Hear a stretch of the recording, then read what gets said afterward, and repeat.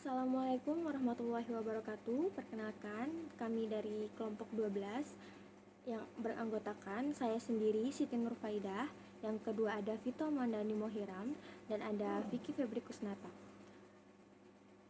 Untuk memenuhi syarat tugas UAS di semester 3 kali ini dan mata kuliah Makosyid Syariah, kami di sini akan mempresentasikan atau menjelaskan materi yang sudah dibahas di pertemuan perkuliahan kami yang bertemakan sumber daya insani dalam ekonomi.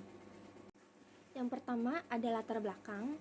Latar belakang di sini sumber daya insani itu merupakan faktor utama dalam pembangunan ekonomi. Keberhasilan suatu bangsa dalam mencapai pertumbuhan ekonomi itu tidak hanya ditentukan oleh ketersediaan sumber daya alam, modal, atau teknologi, tetapi juga oleh kualitas sumber daya manusianya. Manusia adalah subjek sekaligus objek pembangunan. Mereka tidak hanya menjadi penggerak roda perekonomian, tetapi juga penerima manfaat dari hasil pembangunan tersebut. Di sini ada rumusan masalah. Ini poin-poin yang akan kami bahas ya. Yang pertama itu ada apa sih yang dimaksud dengan sumber daya insani dalam ekonomi. Yang kedua ada bagaimana peran sumber daya insani dalam pembangunan ekonomi.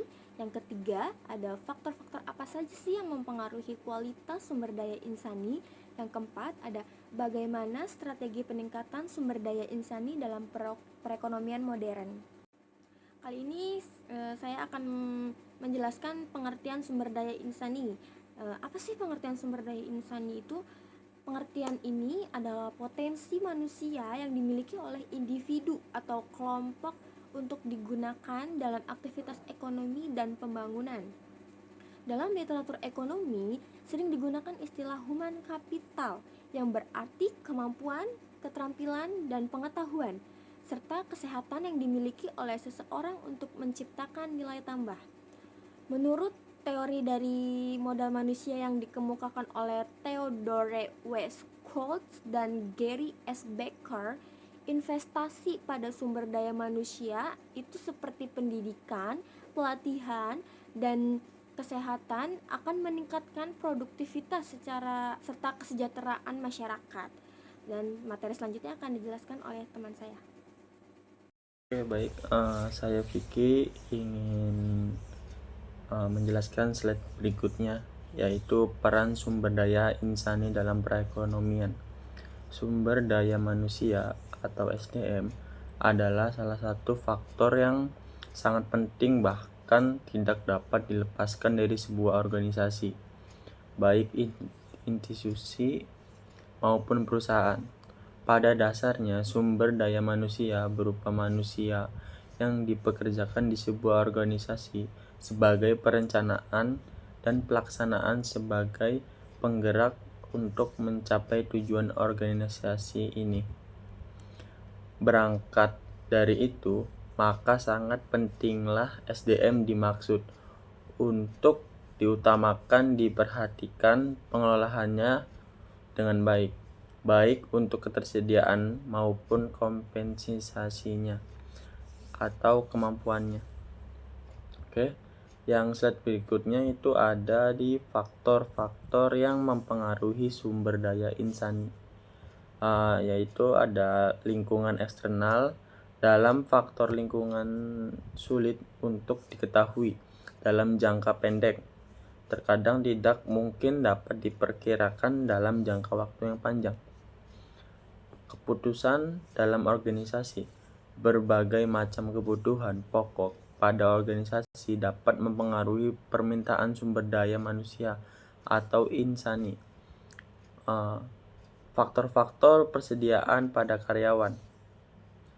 Permintaan sumber daya insani atau manusia dimodifikasi oleh kegiatan-kegiatan karyawan, pensiun, permohonan untuk berhenti, dan juga kematian. Itu semua menaikkan sebuah kebutuhan personal. Data dari masa lalu, tentang faktor-faktor tersebut dan tren berkembang juga bisa berfungsi sebagai pedoman atau acuan dalam perencanaan akurat. Strategi peningkatan kualitas sumber daya insani.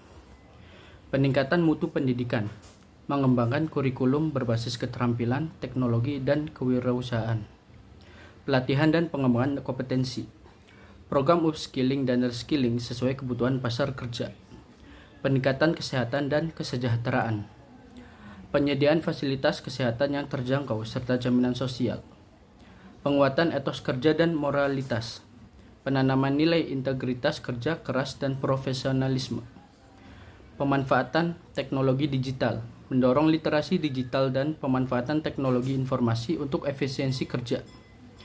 Kebijakan pemerintah yang progresif, menciptakan regulasi yang mendukung pengembangan SDI berdaya saing global. Lalu kesimpulannya adalah sumber daya insani merupakan faktor utama dalam pembangunan ekonomi. Tanpa adanya manusia yang berkualitas, sumber daya alam dan modal tidak akan dapat dikelola secara optimal. SDI yang berpendidikan, sehat, berkompetensi, serta memiliki etika kerja tinggi akan meningkatkan produktivitas dan daya saing suatu negara. Faktor-faktor seperti pendidikan, kesehatan, pengalaman, moralitas, lingkungan, serta kebijakan pemerintah sangat berpengaruh terhadap kualitas SDI. Oleh karena itu, strategi peningkatan SDI perlu diarahkan pada peningkatan pendidikan, pelatihan, kesehatan, etos kerja, dan pemanfaatan teknologi digital. Sekian dari kelompok kami. Wassalamualaikum warahmatullahi wabarakatuh.